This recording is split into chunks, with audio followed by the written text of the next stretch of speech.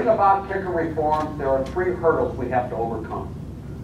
The first is sufficient political will to change a policy that is popular, but deeply damaging to Oregon's economy and future.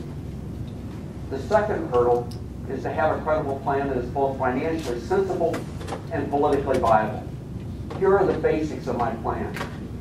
The time has come to amend the Constitution to establish a mandatory savings plan for state government.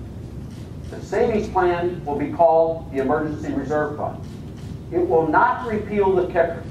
Let me say that again. I am not advocating repealing the kicker.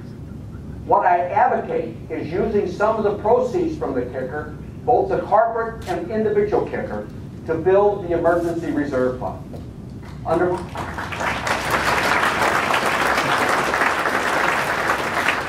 my proposal, half the kicker revenue will go into the fund and the other half will go to the taxpayers. But we should treat the Emergency Reserve Fund like a bottle. When it is filled, put the cap on and we don't have to add more.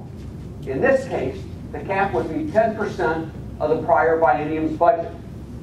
After that number is reached, the full 100% of the kicker would be returned to the taxpayers. 10% of the prior biennium's budget, combined with the Education Stability Fund, would give us a reserve equal to 15% of a 2-year budget or 30% of a 1-year budget. This would create an emergency reserve fund as good as any state in this country. The emergency reserve fund could only be tapped in the true emergencies, such as, and it would be measured by objective criteria such as declining employment and revenue. The point of these strict rules is to make sure the emergency reserve fund is not used as a routine budgetary strategy, but only as a response to extraordinary circumstances, such as a deep recession, similar to the one we're coming out of. I also truly believe that the Emergency Reserve Fund is the best antidote to the argument that we have to keep raising taxes. If we have the Emergency Reserve Fund in place, we won't be forced to turn again to measures like Measure 66 and 67. Which brings me to the third and last hurdle standing in the way of kicker reform, a process for getting it implemented. This is easier said than done. Consider what happened in February. The voters passed Measure 66 and 67, demonstrating that they want to protect education and other vital services. The legislature returned to Salem and rebalanced the 2009-2011 budget. After the rebalance, the state economists then announced that we faced a $2.5 billion deficit in the next biennium. But even this perfect storm of political opportunity, falling revenues, and ominous forecasts was not enough to get the legislature to act.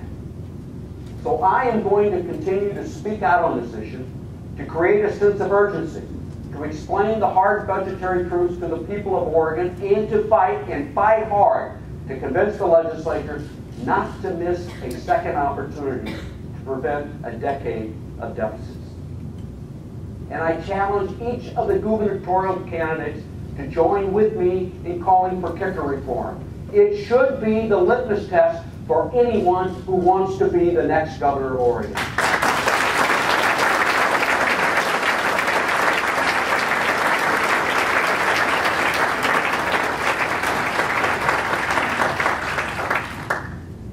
This is my 8th State of the State address.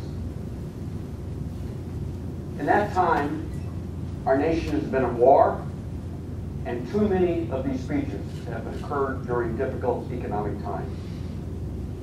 But I want you to know that for the last 8 years, as well as the 30 years I have spent in public service before I was elected governor, the people of this state have risen to every challenge, refused to trade their stewardship of our land and water for short-term economic gain, and time again defied the conventional wisdom that we can't do better.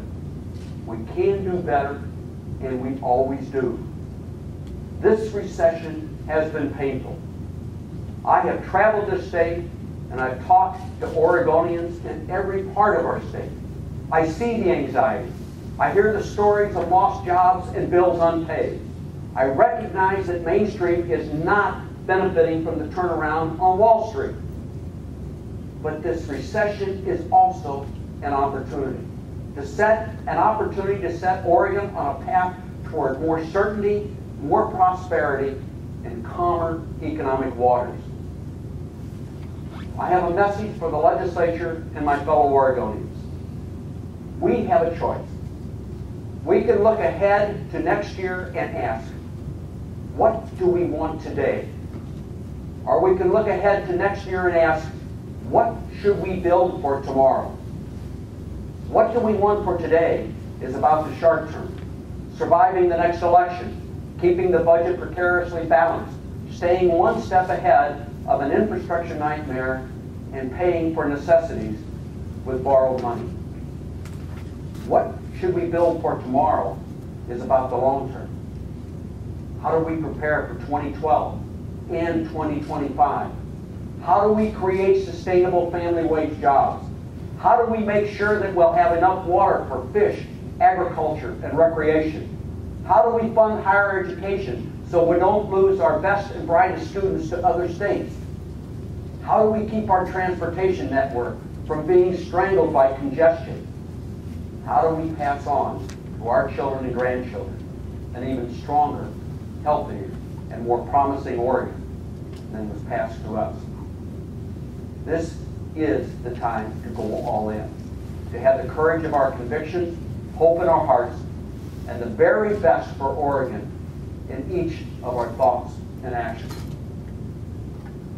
Am I asking more than those who lead the state can deliver? Only, and only if we fear too much and believe too little. I'm a believer, and always have been. I believe in the character of the people of our state, in the strength of our values and institutions, and in the future of Oregon, this last best place we all love and call home. Thank you very, very much.